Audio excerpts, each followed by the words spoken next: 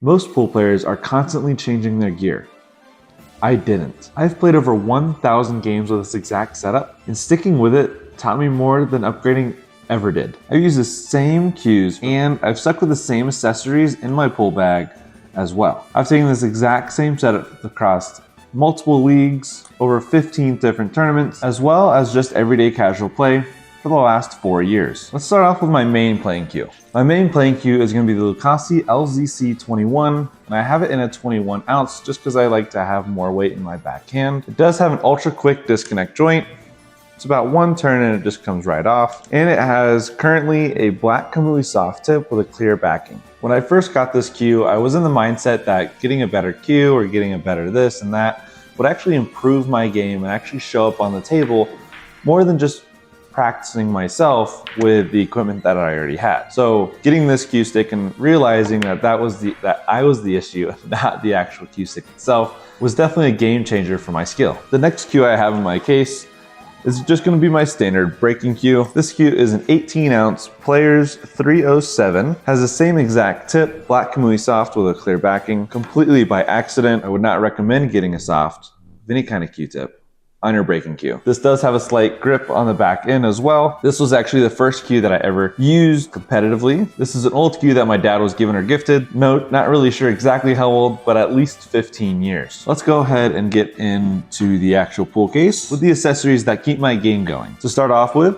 this is going to be a pocket chalk holder. You just stick this long stick into one of your pockets with the chalk into this end so that way it doesn't actually get inside your pockets. And you can actually walk around the table with this instead of leaving it on the other end and having to backtrack your steps. Very useful, been using that for a long time as well. This is a newer chalk that I am testing out. I do seem to like it a lot more just because I don't have to apply as much effort into getting this chalk onto the Q-tip, and it keeps my hands clean way better than a regular old Masters blue chalk. This is going to be a very old quarter dispenser. It currently says 8-Ball Mafia on it, but it does hold about just over $10 worth of quarters. It's like $10.50 or something like that. And it just allows me to quickly dispense it into my hand and put it into the pool table. The next thing I have is going to be a Q-tip shaper. This is a Q-tip multi-tool. Some people call it the bow tie just because of the way it does look. One side is going to be the scuff, the other is going to be the shaper. And then on the inside, if you just unscrew the top part, you have a pick as well. So this just allows you to maintain your Q-tip throughout months of play. Last thing I have in this top pocket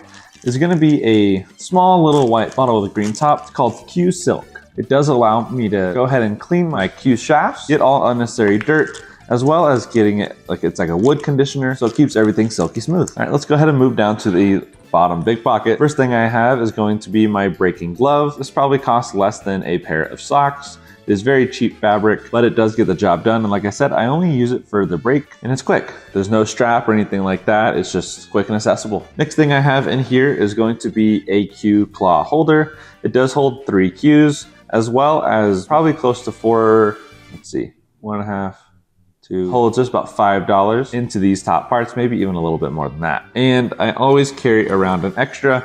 There always seems to be a Q just lying around on the edge of a chair, or somebody's just holding a cue the entire match for a couple hours on end. And sometimes I want to go ahead and give them a break.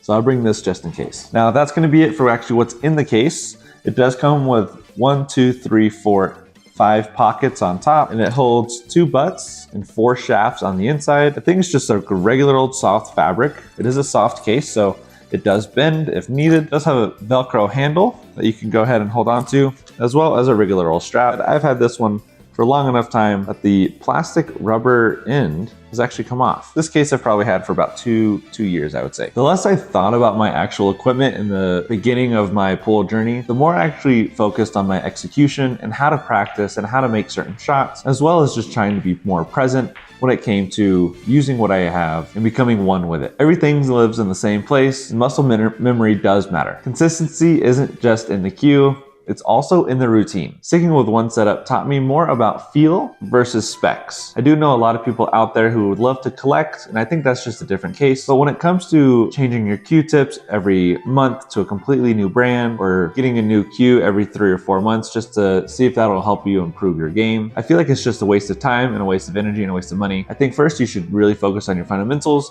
before going out and treating yourself to something nice. And confidence at the table and anywhere around it does come with familiarity.